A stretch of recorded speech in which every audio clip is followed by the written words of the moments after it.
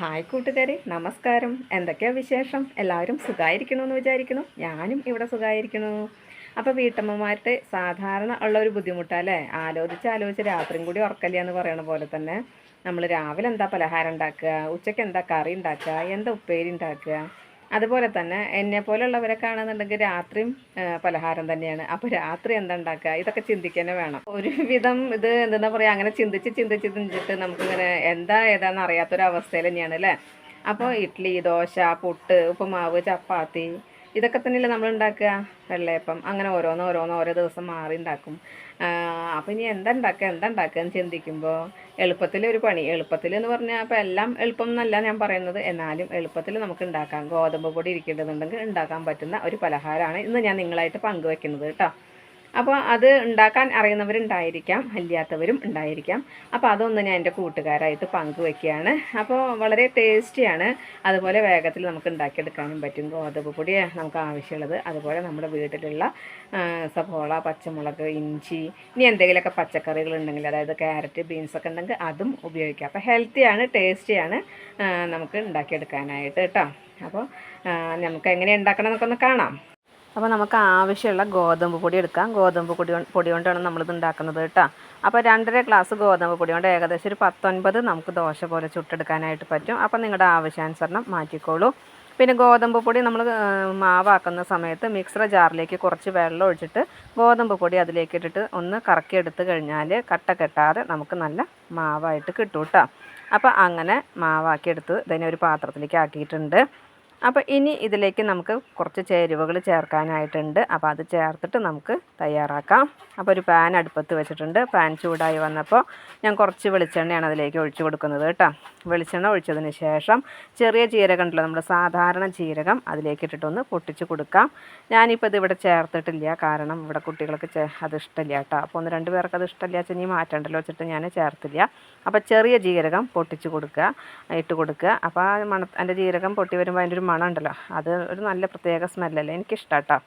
പിന്നെ അതിലേക്ക് ഞാൻ ഒരു ചെറിയ കഷ്ണം ഇഞ്ചിയും ഒരു പച്ചമുളകിൻ്റെ എരിവനുസരിച്ച് നിങ്ങൾ മാറ്റം വരുത്തിക്കോളൂ, 2 കറിവേപ്പിലയും അതിലേക്ക് ഇട്ട് ഒന്ന് വഴറ്റിയെടുക്കുകയാണ്. അപ്പോൾ ഇഞ്ചിയുടെയും പച്ചമുളകിൻ്റെയും പച്ചമണം പോകുന്നത് വരെ ഒന്ന് ഇളക്കി കൊടുത്തതിന് ശേഷം ഒരു 1.5 സവോളയാണ് ഞാൻ എടുത്തേക്കുന്നത്. അപ്പോൾ നിങ്ങൾക്ക് സവോളയുടെ അളവ് നിങ്ങളുടെ ആവശ്യാനുസരണം മാറ്റം വരുത്തിക്കോളൂ കേട്ടോ.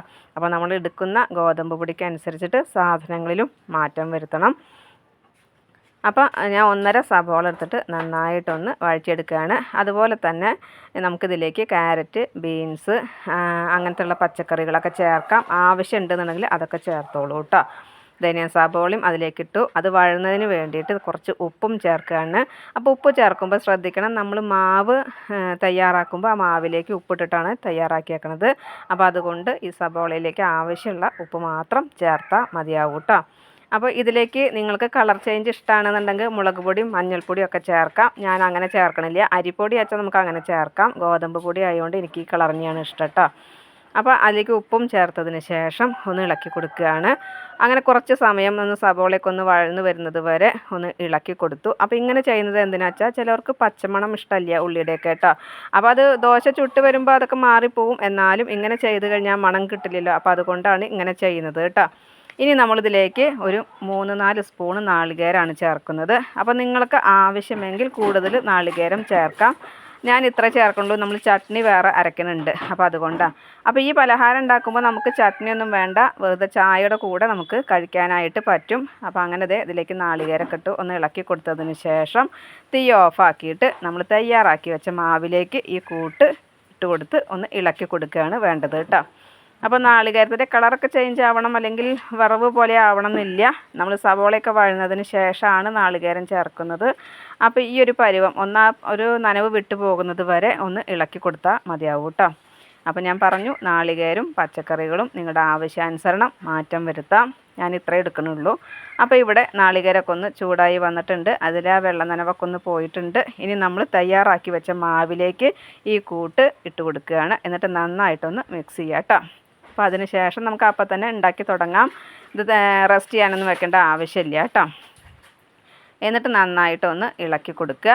നന്നായി ഇളക്കി കൊടുത്ത് നല്ലപോലെ മിക്സ് ആയതിന് ശേഷം നമ്മൾ ദോശ ഉണ്ടാക്കാനായിട്ട് ഏത് പാനാണോ ഉപയോഗിക്കുന്നത് വെച്ചാൽ ആ പാൻ അടുപ്പത്ത് വെച്ച് ചൂടായിട്ട് വരുന്ന സമയത്ത് നമുക്ക് ഓരോ കയ്യിലും മാവ് അതിലേക്ക് കോരി ഒഴിച്ചുകൊണ്ട് ദോശ ചുട്ടെടുക്കാം കേട്ടോ. അപ്പോൾ നിങ്ങൾക്ക് സാധനങ്ങളൊക്കെ ഇതുപോലെ മാറ്റം വരുത്തി മാവിൻ്റെ ഈ രൂപത്തിൽ വേണം മാവ് കേട്ടോ. കാരണം വെള്ളം നനവ് അധികം കൂടാനും പാടില്ല, കുറയാനും പാടില്ല. അപ്പോൾ അതേ ഞാൻ പാനൊക്കെ അടുപ്പത്ത് വെച്ചു. ഞാൻ ചപ്പാത്തി ഉണ്ടാക്കുന്ന പാനാണ് വെച്ചത്, കട്ടിയിലാണുള്ളത് ഉണ്ടാക്കുന്നത്. അപ്പോൾ അതുകൊണ്ട് ദേ ഓരോ കയ്യിലും മാവ് പാൻ ചൂടായപ്പോൾ ഞാൻ ഒഴിച്ചു. ഒന്നിങ്ങനെ മെല്ലെ ഒന്ന് പരത്തി കൊടുത്തു. അപ്പോൾ നിങ്ങൾക്ക് വേണമെങ്കിൽ അടച്ച് വെച്ചുകൊണ്ട് വേവിക്കാം, ഇല്ല ഇങ്ങനെ തുറന്ന് വെച്ച് വേവിക്കുക വെച്ചാൽ അങ്ങനെ ചെയ്തോളൂ. അപ്പോൾ ഞാൻ അടച്ച് വെക്കുന്നുണ്ട്. അതിന് ശേഷം വീണ്ടും നമുക്ക് ഒന്ന് വെന്ത് വരുമ്പോൾ മറിച്ചിടുക. അപ്പം ഈ ഉള്ളിയുടെയും അതുപോലെ പച്ചമുളകും ഇഞ്ചിയൊക്കെ ഒരു മൂത്ത മണും അതുപോലെ നാളികേരം എല്ലാം കൂടിയിട്ട് അതൊരു മണം ഒരു പ്രത്യേകത തന്നെയാണ്. കഴിക്കാനും നല്ല ടേസ്റ്റിയാണ്. അപ്പോൾ അതപ്പോൾ ദോശയൊക്കെ ശരിയായിട്ടുണ്ട്. നല്ല കട്ടി ചമ്മന്തിയും അരച്ചിട്ടുണ്ട്. ചമ്മന്തി ഇല്ലെങ്കിലും കുഴപ്പമില്ല കേട്ടോ. അപ്പോൾ അങ്ങനെ ഈ ദോശയും ചമ്മന്തിയാണ് ഇന്നത്തെ എൻ്റെ പ്രാതലുണ്ടായിരുന്നത്. അപ്പോൾ ചപ്പാത്തി മാവ് പോലെ കുഴച്ചിട്ട് അട പോലെ ഉണ്ടാക്കാം, പക്ഷെ അതിനേക്കാൾ എളുപ്പം ഇങ്ങനെയാണ് കേട്ടോ. അതുപോലെ തന്നെ ഇതൊരു പ്രത്യേക ടേസ്റ്റുമാണ് കേട്ടോ. അപ്പോൾ തയ്യാറാക്കാത്തവരുണ്ടെന്നുണ്ടെങ്കിൽ ഒന്ന് തയ്യാറാക്കി നോക്കൂ. ചിലവരൊക്കെ ഇത് തയ്യാറാക്കുന്നുണ്ടാവും, ഇല്ലാത്തവരോട് ഞാൻ പറയുന്നത് കേട്ടോ. നമുക്ക് ഇടയ്ക്കൊരു ചേഞ്ച് വേണ്ടേ. ഇന്നത്തെ എൻ്റെ ഈ വിശേഷം എൻ്റെ കൂട്ടുകാർക്ക് ഇഷ്ടമായി ഉണ്ടാവും എന്ന് വിചാരിക്കുന്നു. ഇഷ്ടപ്പെട്ട് കഴിഞ്ഞാൽ ലൈക്ക് ചെയ്യുക, ഷെയർ ചെയ്യുക. അതുപോലെ പുതിയതായി കാണുന്ന ഏതെങ്കിലും കൂട്ടുകാരുണ്ടെങ്കിൽ സബ്സ്ക്രൈബ് ചെയ്യാൻ മറക്കരുതേ. അടുത്തൊരു വിശേഷവുമായി വേഗത്തിൽ വരുന്നതാണ്. അതുവരേക്കും നന്ദി, നമസ്കാരം. നിങ്ങളുടെ സ്വന്തം ജോ. വീണ്ടും കാണാം. Bye, see U.